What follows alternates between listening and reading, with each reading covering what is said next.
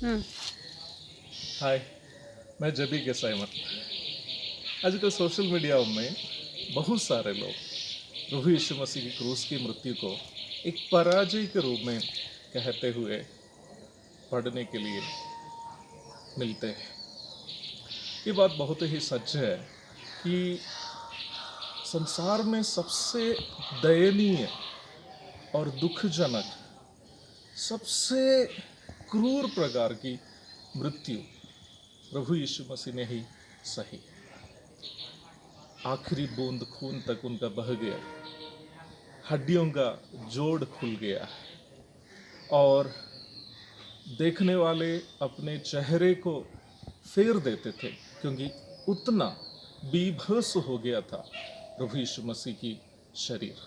क्योंकि यहाँ तक चेहरे से दाढ़ी तक नोच कर उखड़ दिया था, साथ ही साथ उनका मांस भी उखड़ गया होगा। प्रभु यीशु मसीह अगर लोगों की बात को लेकर यदि मैं कहूँ तो सबसे दयनीय मृत्यु सही थी।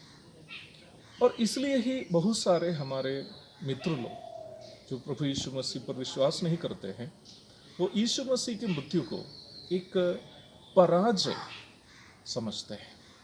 लेकिन एक कॉमन सेंस यूज करने वाला, सामान्य बुद्धि इस्तेमाल करने वाला कोई भी व्यक्ति इस बात को अवश्य समझ सकते हैं कि प्रभु यीशु मसीह की मृत्यु एक पराजय नहीं था, एक बड़ा विजय था।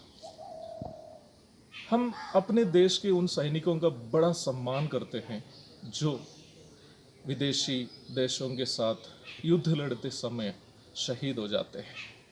पाकिस्तान के साथ, चीन के साथ सब लड़ाई के बीच हमारे जो सैनिक लोग जो शहीद हुए हैं, उनको हम पराजित लोग नहीं समझते हैं, उनको बहादुर समझते हैं, क्योंकि उन्होंने हमारे देश के लिए अपनी जान को खो दिए थे।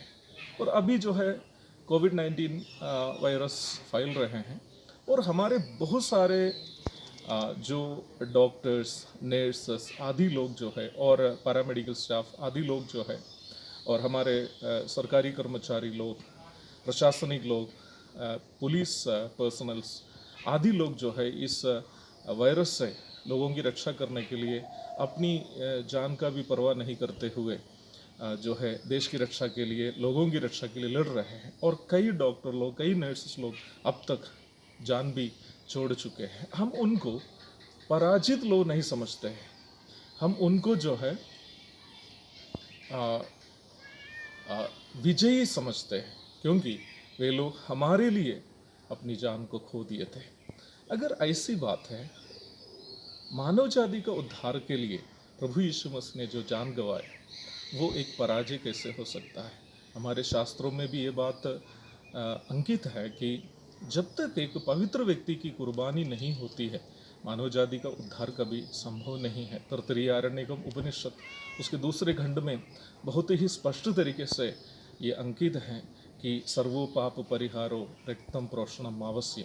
लहू बहाए बिना पाप से क्षमा नहीं मिल सकती है, तो किसकी लहू बहे? वहाँ लिखा है कि ताड़ रक्तम परमात्मा न पुण्यदानम बलियागम। परमात्मा को ही जगत में आकर मानव जाति के लिए, पाप क्षमा के लिए अपना प्राण त्याग करना होगा।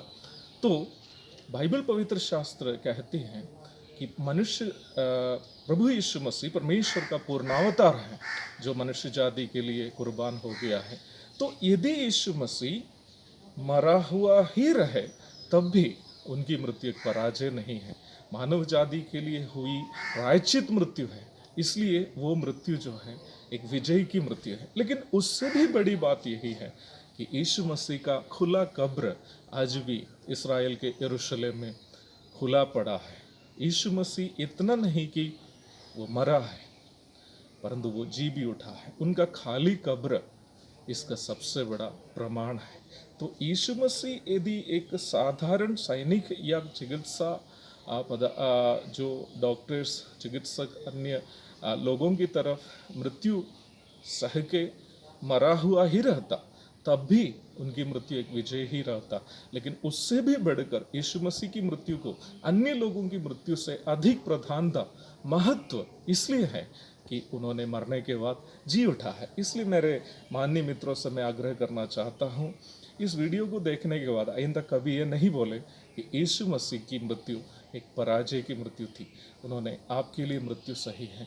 उन पर विश्वास करने से आपको भी अनंत जीवन, पाप क्षमा मिलेगी और परमेश्वर की संतान होने का अधिकार और अवसर मिलेगा। प्रभु आपको आशीष दे।